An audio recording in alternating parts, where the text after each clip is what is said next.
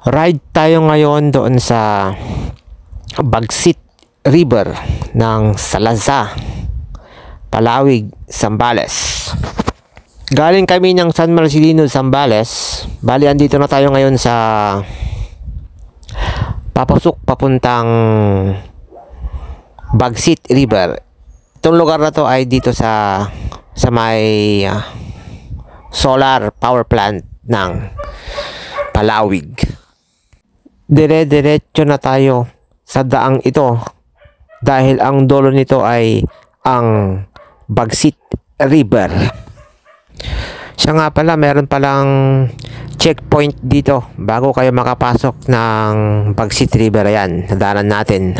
Bago kayo makapasok dito papuntang Bagsit, kailangan nyo munang mag-entrance fee doon sa may checkpoint. Kami, nakabike lang kami, kaya dire-diretso lang, walang nangharang sa amin. Kung mapapansin nyo, mayroong daang papuntang kaliwa. Yan yung daan papuntang Mount Tapulaw. So, dito tayo sa Bagsit River, kaya diretso lang to, guys.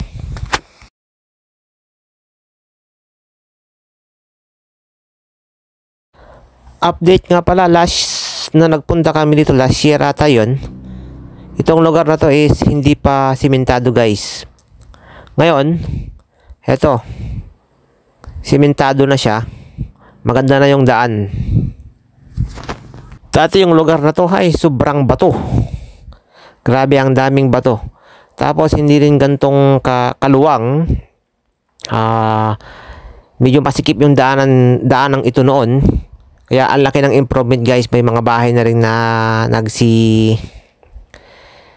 tayuan dito.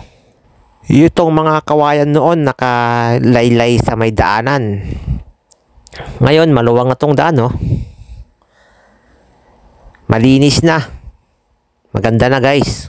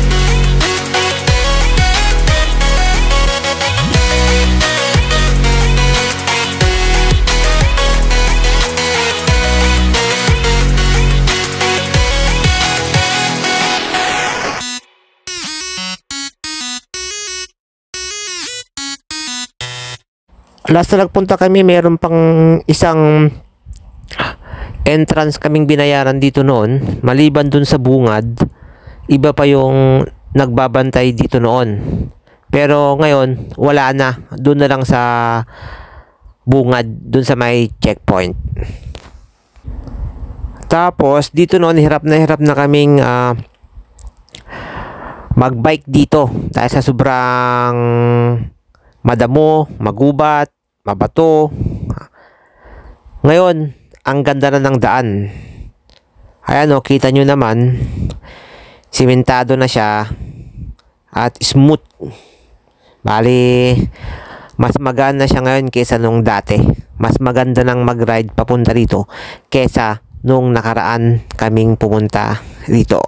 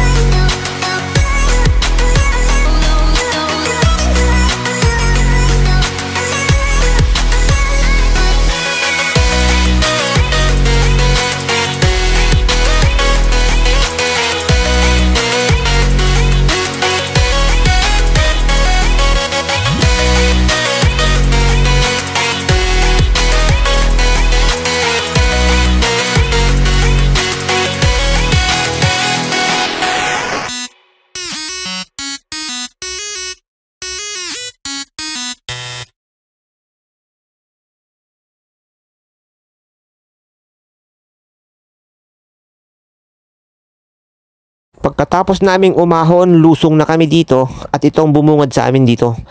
Pagkadami-daming sasakyan, guys. Ayan, sa bungad. Pila-pila na yung maraming sasakyan. Ayan. Ibig sabihin, pag maraming sasakyan dito sa bungad, marami ng tao dito sa Bagsit River. Ayan o, medyo malayo pa kami doon sa may Bagsit River. Pero yung sasakyan pila-pila na dito. Ang layo na ng parkingan nila doon sa may river. Noong last na pumunta kami rito, halos kami lang ang tao na nandito ngayon. Ngayon naman, parang ang dami ata ah. Kasi dito parang sa bungad, puro sasakyan na eh.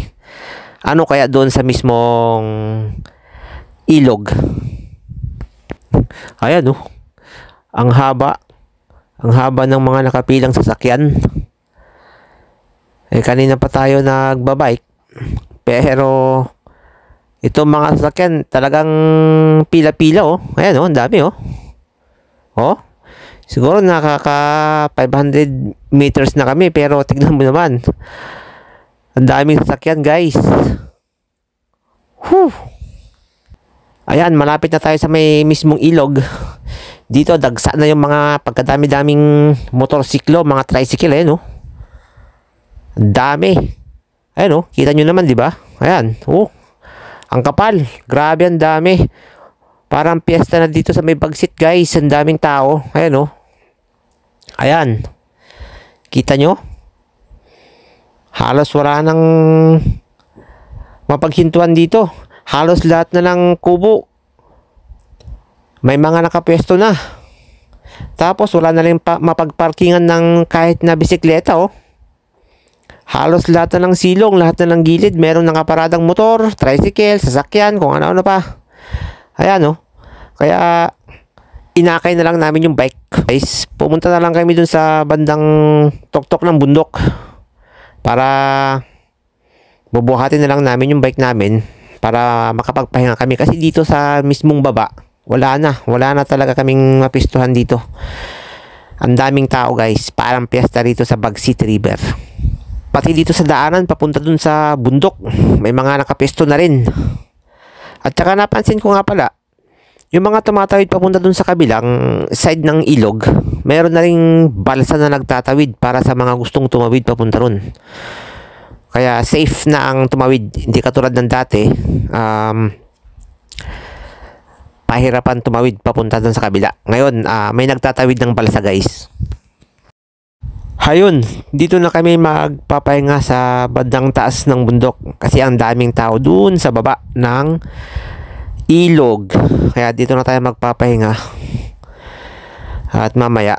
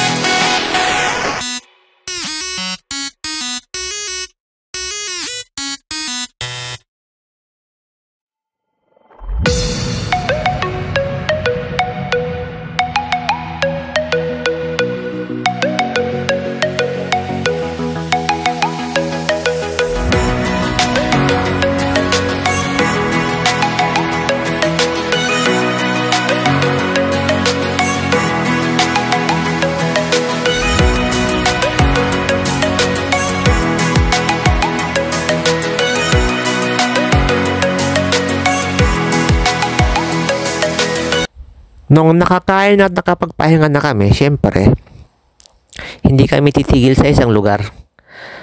Adventures kami. Kaya umakyat kami ng bundok. Diniretso lang namin itong daanang ito. Ayun. At ito yung tinumbok namin at nakita namin sa bandang taas, guys.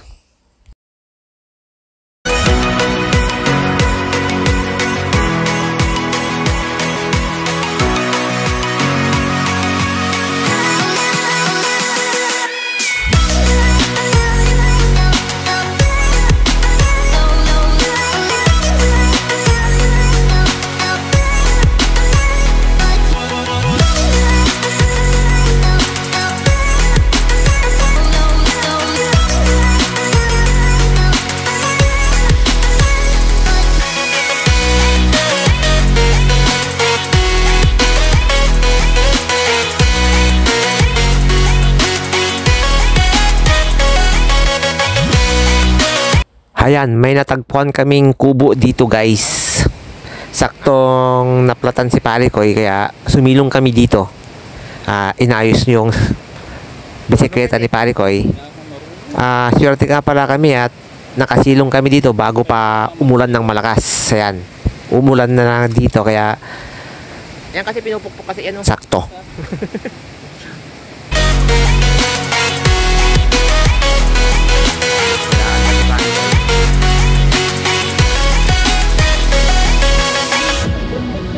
Silipid mo nga sa baba muna, Parikoy.